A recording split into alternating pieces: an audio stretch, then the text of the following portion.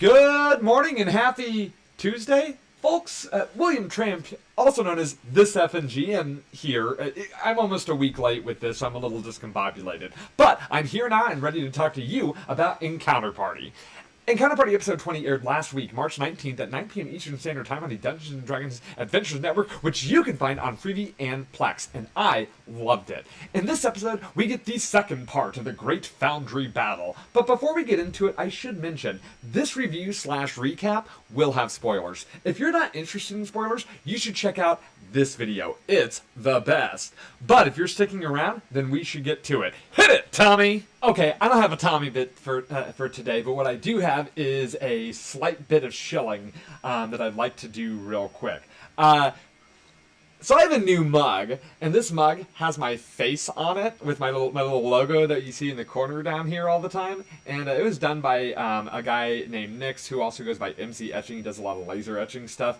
I got this to celebrate getting 1,000 subscribers. I bought it for myself. He didn't give it to me for free. Nobody got it for me. I just wanted to celebrate myself for a moment. And I'm just over the moon about his work. I put his link in the video, or in the thing below. If you're interested in getting some cool laser crafted stuff, he does a lot of good work, and his customer service is really great, and I like supporting people in the space. So thanks, MC Etching.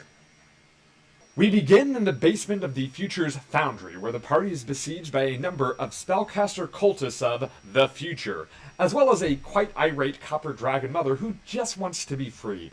We are still in combat. Immediately, we see a death saving throw for Vin, who passed out last episode. He passes, and the group sighs in relief. He is now 1 for 1. Dally, the evil cultist leader, starts in the moonbeam, saving against the effect but still taking a nice amount of damage. He's able to maintain his concentration check, but he rolls a 12 after only taking 10 damage. I thought the DC should have been 10. Whatever. Flick heals Ven with a healing word, bringing him back from the brink of death, so we're out of that danger. Now, Dridian moves into melee, then he misty steps, then he swings at a spellcaster with a very nice little smite attack, dealing 18 points of damage. It's beautiful. He takes out that spellcaster and then uses his second attack, but he's unable to connect until Tolo adds inspiration and then definitely hits. It's time for another smite, and that's 20 more points of damage. Asher magic missiles and causes Dally to use his final ability to ignore a failure on a concentration check, so he is finally vulnerable. One of the spellcasters is able to connect with Tolo for a smattering of lightning damage, but Tolo still stands. Another spellcaster hurls fire at the owlbear Olred, who manages to survive the assault. The owlbear then runs forward, dealing a nice 9 points of damage, and kills that enemy mage. Olivina then sends a healing word over to Ven, who still desperately needs it.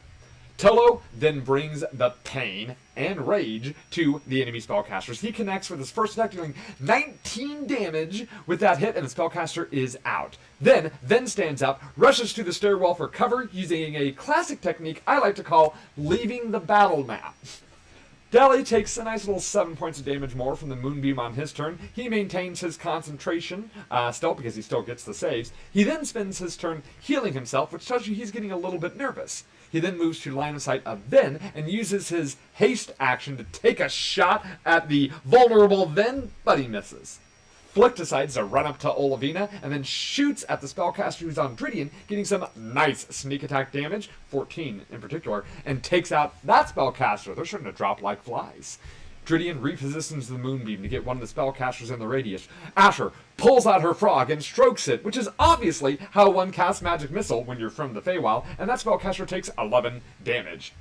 The spellcaster then starts his turn with 19 radiant damage from the moonbeam, and then just sits down, writes a haiku, and dies. Only Dally is left now. But Olivina is not going to let that stand. She casts Guiding Bolt at the dwarf cultist, hitting him for 19 radiant damage. She curses him for imprisoning the dragon, and Dally is finished. Guiding Bolt is such a great spell, by the way, because it does a ton of damage at low levels, and if that's not enough damage, it still sets up the next person for success. But it looks like the whole group is set up for success in this case. Well, with the battle over, Dridian decides to loot the body. Well, first he says a beautiful prayer first, and then he loots the body. But Dally is an artificer, so none of the items that he has can be harvested, but he does have a key. Olivina promises to free the dragon, and Flick starts to look over the strange key which has some complex components. He rolls a 27 to understand and manipulate it, which is a really high number for those of you who don't play 5th edition Dungeons & Dragons. Anyway, the group speaks with the dragon and determines that the dragon's acid was used to break down magic items to make the future's lenses. Flick says he wants to take a look at the desk, and the dragon reminds them that she's impatient and can breathe acid. So they let her out. The dragon escapes through the stairs, and then they can hear screams from above, and she breaks the hell out of the building, clearly, to get out. Now, Dridian and Olivina take that moment to heal the hell out of Tolo. Flick then looks at the collar that was on the dragon and is able to extract the green stone so he can get it back to Baldur's Gate to remove his own curse. Remember, he throws up acid now every time that he talks? Yeah. Now, the desk doesn't have much on it, save for a few notes. And by a few notes, we mean a ridiculous amount of handouts that are then given to the players. First, there's a blueprint of the Farsight lens, with notation implying that Medigus Olimar very likely died due to the conversion cost. They then get a conversion rate for magic item rarity, to letting them know how far in the future the lenses will be allowed to see depending on the magic item rarity. The sheet also has a list of recorded best scores, and someone named Artemis Dane seems to hold a lot of records. One of the notes includes the phrase, "Notify Madvale," which rocks Tolo a bit. Meanwhile, Dridian is infuriated to realize that the sword stolen from him only gets about 20 minutes of future time, meaning the lives of his people who were killed were killed for 20 minutes of future sight. That's rough. There's also a letter referring to Medigus Olmar's work. It talks about how the work that they are doing is not cost-effective and requires too many resources. The letter also refers to a book of notes from the dead Medigus, and that note is from Medigus Willowwalk. Another note is directed to someone named Berta and condemns Berta for her extreme actions in caging the dragon. This letter is from Willowwalk, who then announces that they are going to abandon the project. Another note refers to Willowwalk leaving and also refers to how the Metagai can come and go as they please, but that the Metagai will still continue to try to dedicate resources to this. This note is from Medigus Almori. Olivina overall is crushed that she was supposed to devote her life to these people. Tolo is also upset but tries to comfort her. Flick reminds her that Willowwalk left, so not all of the Metagai are part of this corrupted system. The group surmises that the affliction that Almori has is probably part of this conversion, the cost of the eye, or more, apparently. Well, Tolo reveals that he was able to see hours into the future, making him something very special. He puts together that Medigus Madvale, the meeting that he had a while ago, probably may let him see years in the future, and that's without a lens. Asher suggests that they head upstairs and they see the wreckage that the dragon left behind. Looks like freedom, as someone says. Tons of members of the future are now weeping and injured. They're distraught over the destruction of their faith. Asher goes to investigate the alchemy room and manages to find one intact lens. The group then gathers the horses, Fred and Ned, and head out. As they leave, they can see members of the future also leaving the ruined foundry. Wah wah.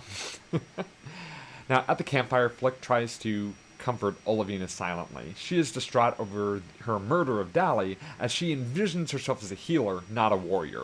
Dridian then shares the story of his first kill, a member of his own tribe who had been banished and came back to betray the tribe. Dridian empathizes with her, and tells her that this will probably happen again, but it will always be hard. Now, the group reaches Baldur's Gate. Flick and Olivina head out to unload the curse, while the rest head back to Vin's place. Brian allows the healing process to speed up as a result of having a healer, Olivina, with them, so after a few hours they head to Vin's place as well.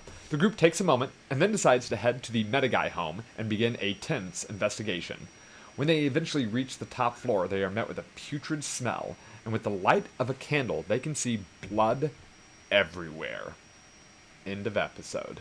Okay, that's a big episode. I would like to talk now about things I liked about this episode, things I didn't like about this episode, and my thoughts and theories, and confirmation of theories moving forward. Okay, so what did I like? First of all, the handouts, right? There were so many handouts. It would have been very easy for Dungeon Master Brian to just give them the information, or give them one just giant document to read through, to then kind of just connect a lot of these dots from the future to the meta guy. But I really appreciate that he separates them. I appreciate that, each player has a chance to shine and read some of this stuff. And I appreciate that then, this one lets time pass a little faster, because it's not just one person reading an entire thing, it's everyone reading just a little bit, but also gives them a chance to discuss and reveal to one another. It's a great choice. I think it's a great way to handle narrative exposition, using handouts. And hey, if you're not using handouts at your own table, if you're a dungeon master like me, well, you absolutely should. What else did I like? Well, I loved Olivina's wrestling with the morality of her actions. It's super easy when playing Dungeons & Dragons to fall into the trap of just assuming, hey, I've got combat, that means I'm ready to kill anybody who stands in my way, and I also have the right to kill anybody who stands in my way. But I think it's a trademark of truly good people, truly good Dungeons & Dragons people, to have at least some sort of remorse over their actions, to carefully choose their actions. I know that there's a lot of argument sometimes, especially at various tables, that it's still the right thing to do to kill anybody who opposes you. If somebody attacks you, you attack them right back. But the thing is that we can always leave them alive, leave the enemies alive. And yes, I know, if you leave them alive, they might come back. Okay, well, if that enemy doesn't come back to bother you later, the DM's still going to throw somebody else at you. It's not like you're not going to have the combat if the DM really wants you to have one. But anyway, the point I'm making here is I like that the very action of playing the character, mechanically sound, is something that Sarah is using to drive her character's story forward. It's interesting. It's good. And Dridian's little story about what actually happened there, what happened in his past, was just a nice little addition. Oh, speaking of things I liked, we got to see the paladin get turned on, which is a hilarious double entendre. It's not meant to be a double entendre. I'm pretty sure Dridian isn't walking around with a... I'm not going to say it out loud, but the point is, I don't think it was meant to be a double entendre, but it was pretty funny. And, anyway, so, especially with the first part of the battle, he spent a lot of his time kind of like doing side things, like trying to talk to the dragon, and laying down area of effect spells. But for me, it's always satisfying to watch the paladin walk up and just start swinging their weapon with as many smites as they can. It's just a little mechanical thing I like, a little bit of a good time for me. So that's, I also really, I liked getting the information we did about the meta guy. It connected a lot of dots for me, and I know that, some of this may be obvious to you. When I'm watching these episodes, I'm furiously writing notes so I can make these episodes, so I miss a lot of things. So I do appreciate when things are kind of spelled out for me, and, it's great. I really enjoyed it. Plus, one of the things that I try to remember whenever watching any actual play is...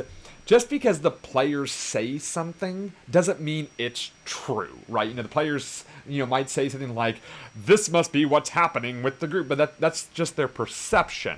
We get that confirmation through these handouts, and then we can, really see things solidified. So I don't always trust it when, the players themselves announce something, and, I rely on these handouts, the DM's information, the things that players had to work to get to really, solidify those theories. And it was a good time. It's good to know, right? Okay, what didn't I like about this episode? The episode was fine. I enjoyed it immensely. It does kind of suck that Flick wasn't able to talk too much, but that doesn't mean Ned didn't get to talk. And, but that's not something I didn't dislike. I mean, it's not like he was taken out of the game. I don't even know even why I mentioned it. Whatever, don't ignore that. The episode was fine. It was great. A lot of great information. Okay, let's talk about theories, and talk about some theories here real quick. Okay, so they talk about the conversion rate, right? The conversion, things that the future gives up when they try to look into the future. And thus far, with the lenses, we've seen the eyes. But based on the blueprint, there's the lens which sees in the future, and then there's like a containment field. So I am wondering if the containment field, the brass ring around it, I am wondering if that means the conversion is contained to basically whatever can be in that lens. Right? So if it were activated and put here, right, then they would lose this portion of their body within that containment field. That's kind of my theory on how that works. My guess is before they created the containment system, that people were giving up too much. That's probably what happened to Metaguy Almori, is that they tried to look into the future without that protective containment field and tried to go too far and gave up everything. I have a feeling that this also probably happened to Metagus. Oh, I'm sorry, I said Almori, I meant Olimar. I get the names mixed up a lot. But I also believe that the big blood scene at the end, well, something's clearly happened to Metaguy Almori. Now, I want to say that this has something to do with the conversion, but here's the thing. The conversion thus far has disintegrated the eyes of people who have used it. But there's a lot of blood in this room at the end. So I don't know that the conversion looking in the future really has much to do with what's happened here, because why would there be blood left behind unless if it took everything but the Metaguy's blood and left the blood behind and thus just made it look super duper gruesome. It's also possible this is just a narrative way for Brian to say someone's dead, but I kind of figured we probably could have gotten that with a lot of ash or something, left behind, let people put that together. I don't know. So there may be something else at play, but again, we don't have many episodes left in this season. I think we only have like 2 more episodes left. And not to say, because I said this last time, they're probably not answering everything in one season. So it's entirely possible that there's more at play here. I mean, with any good season of an actual play that is going to, extend further and further, they're going to have to lay seeds for the next season. So that way, they're not completely disconnected. So I don't know about that. Again, I'm going to go back to my theory that the big eye creature that they saw in the very first episode in that future vision, which I believe fully is Tolo's doing. That vision was Tolo somehow sharing a vision, because Tolo seems to have a lot of ability to see into the future.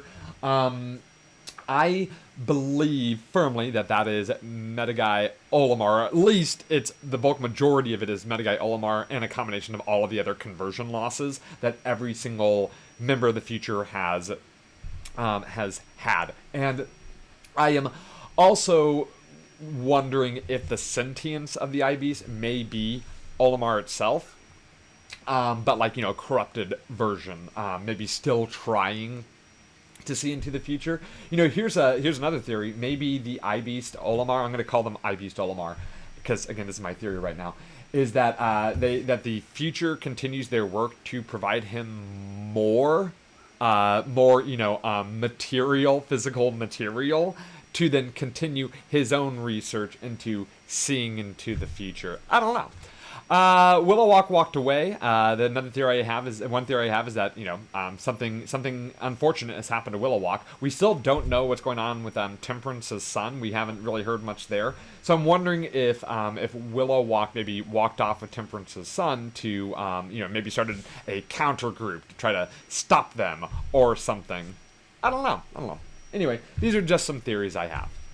Okay, well, hey, I want to thank you so much for watching my recap of episode 20 of Encounter Party. I thought it was a really good episode. I enjoyed watching it. I'm really looking forward to watching the next episode and kind of seeing, as things come to a head. Next episode we have the penultimate episode, right? The not quite the last. And so things are really amping up. We're really finding out a lot of things, and we're moving towards that end game. So I'm really excited to see what's going to happen and get some closure to this entire story. We've been, 22 episodes. This is 22 weeks, right? This has been a while that we've been talking about this show, and yeah, it's been a good time. So let's see it through to the end. All right. Well, I will be back here. Tomorrow, Wednesday, March 27th, to talk about the next episode, which airs tonight, March 26th at 9 p.m. Eastern Standard Time on the Dungeons & Dragons Adventures Network, which you can see on Freevee and Plex. So I really hope to see you there, and we can we can talk about, or you can hear me talk about, I guess, my theories on the episode. You should join the Discord. The Discord's a lot of fun.